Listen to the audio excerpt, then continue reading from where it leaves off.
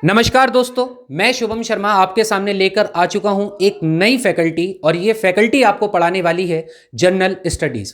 I know कि आप सभी की सबसे बड़ी जो परेशानी है वो परेशानी है कि हम जनरल स्टडीज़ में क्या पढ़ें, कितना पढ़ें और कहाँ से पढ़ें। इस परेशानी को दूर करने के लिए मैं आपके सामने जो विकल्प लेकर आया हूं वो यकीन मानिए वही विकल्प आपका चयन भी करवाएगा, क्योंकि वो इतनी एक्सपर्टीज़ फैकल्टी है, इतना एक्सपीरियंस उनके पास है कि जब आप उनसे पढ़ेंगे तो कोई भी फैक्ट, कोई भी लॉजिक, कोई भी इशू कंप्लीट होने से पहले रुकेगा ही नहीं। क्योंकि उनके पढ़ाने के तरीके को जब आप देखेंगे, जानेंगे, पहचानेंगे तो आपको समझ आएगा कि जनरल स्टडीज़ में देखने लायक ऐसा कुछ नहीं होता, सिर्फ समझने की देरी होती है और समझाने वाले का एक्सपर्टीज़ देखा जाता है। तो आइए मैं आपको मिलवाता हूँ अपने नए फैकल्टी मेंबर से, और इनका नाम है आकाश त्यागी। मैं जोरदार स्वागत करना चाहूँगा आकाश त्यागी जी का, जो हमारे साथ आए हैं। Thank you Shubham Sharma. मैं आपको थोड़ा सा जनरल स्टडीज़ और थोड़ा सा एक जनरल इन्फॉर्मेशन कॉम्पिटिशन्स के बारे में आपको बताना चाहता हूँ कि कॉम्पिटिशन्स की तैयारी बच्चों के लिए बच्चा कैसे स्टार्ट करता है। देखिए, कॉम्पिटिशन्स की तैयारी करने के लिए एक बिल्कुल ही एक आप मान के चलिए आप एक नए फेस में आ जाते हैं। स्कूल करने के बाद जब आप कॉम्पिटिशन्स की तैयारी करते हैं तो आप एक नए फेस में आ जाते हैं। कॉम्पिटिशन्स तैयारी करने के लिए मेन जो होती है वो जीएस होती है, जिसे लोग जीके भी बोल देते हैं, पर जीके गलत होता है। और जीके हो जाए जनरल नॉलेज, और जीएस होती है जनरल स्टडीज़। जीके में सिर्फ आप फैक्ट पढ़ते हैं, जनरल स्टडीज़ में आप उसको अंदर से जानने की कोशिश करते हैं कि उसके अंदर क्या था, हमारे देश का विस्तार कैसे हुआ, हमारे देश का ज्योग्राफी कैसी है, हमारे देश की पॉलिटी कैसी है, आप इस चीज़ के बारे में जानने की कोशिश करते हैं। तो हमारे जीएस में कुछ सब्जेक्ट्स होते हैं जैसे पॉलिटी, ज्योग्राफी, इकोनॉमिक्स और हिस्ट्री।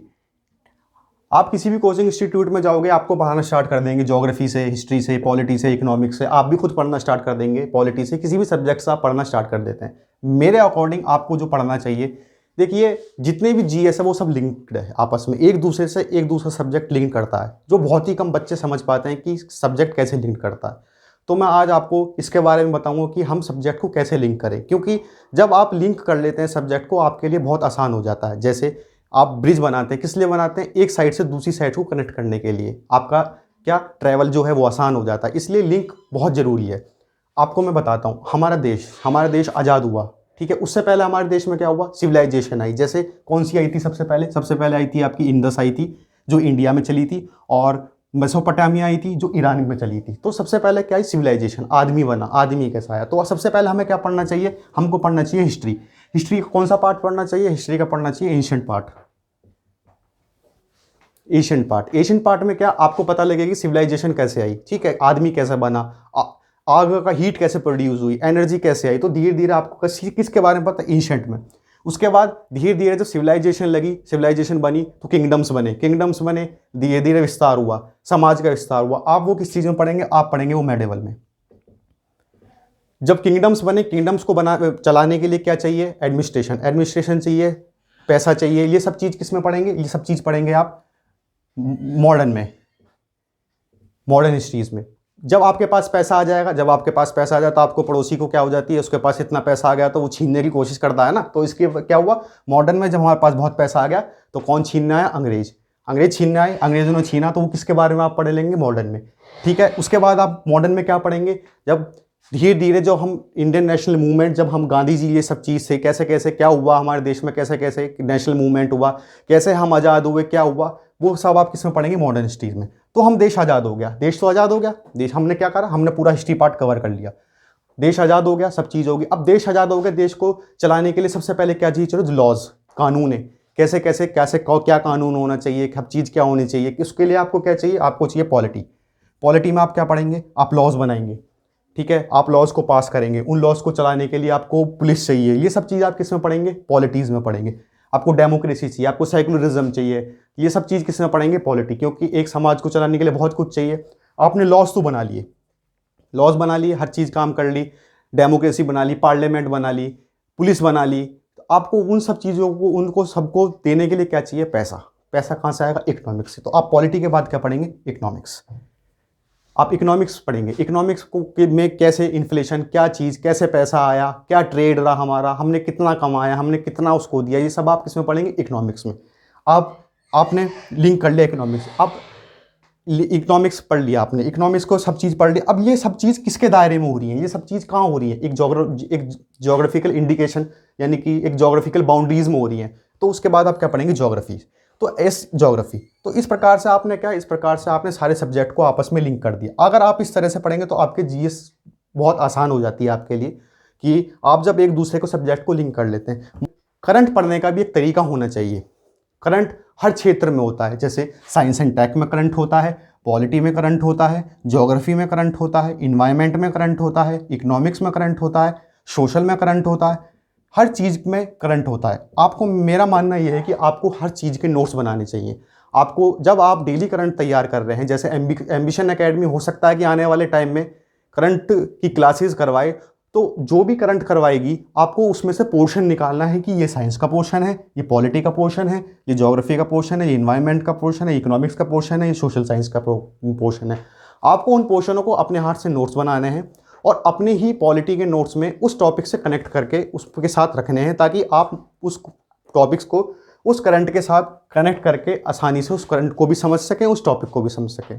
तो मेरा मानना ये है कि करंट को अगर आपने टॉपिक से कनेक्ट कर लिया तो आपका क्वेश्चंस जो हैं वो बहुत आसान हो जाएंगे। टाइम में बच्चा जो है वो लिखना नहीं चाहता, वो चाहता है कि उसको शॉर्ट तरीका मिल जाए। जैसे एक बुक आती है, मैं किसी बुक का नाम तो नहीं लूँगा, सिर्फ उसमें पॉइंट्स आते हैं कि हमारा देश जब आज़ाद हुआ, कॉन्स्टिट्यूशन जब लिखा गया, ऐसे उसमें जो है पॉइंट्स आते हैं। तो मेरा ये मानना है कि उन पॉइंट्सों को छोड़ एनसीईआरटीज़ पे फोकस करें, एनसीईआरटी के नोट्स बनाएं, लाइन वाइज लाइन नोट्स बनाएं, फिर आप अब बुक पढ़ें राइटर की, ताकि आपका जो बेस क्लियर होने के बाद आप पॉलिटी की कोई सी भी बुक या ज्योग्राफी की आप आसानी से उसको समझ पाएँ। आप जब तक अपने अंदर लिखने की आदत नहीं डालेंगे तो आपका कोई सा भी कॉम्पिटिशन क्लियर नहीं होगा। तो आप सिर्फ ऑब्जेक्टिव पर डिपेंड मत रहिए कि हमको तो एग्ज़ाम जाना है, राइट लगा के आना है और हमारा काम हो जाएगा। नहीं, राइट लगाने, मेरा मानना ये है कि राइट लगाना बहुत मुश्किल होता है लिखने से।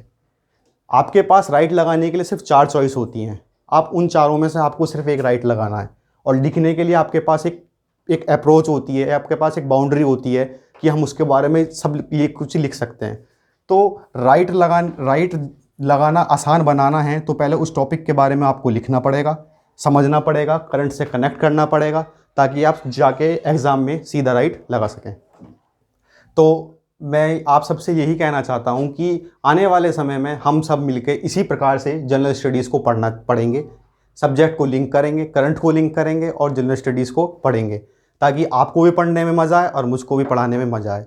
मैं एम्बिशन एकेडमी के साथ जुड़ा हूँ आप सबको free of cost general studies का एक शानदार कंटेंट देने के लिए। मैं बहुत बहुत धन्यवाद करना चाहूँगा आकाश त्यागी जी का। Thank you.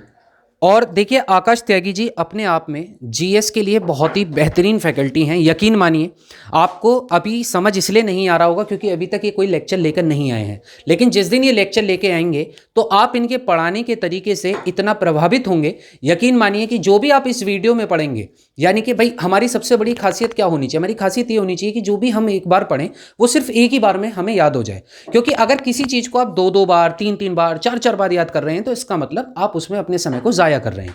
मेरा मानना है कि एक बार में ऐसा पढ़ो कि एक ही बार में उस चीज़ का बिल्कुल खात्मा कर दिया जाए। बिल्कुल आकाश त्यागी जी इसी तरीके से आपको पढ़ाने वाले हैं।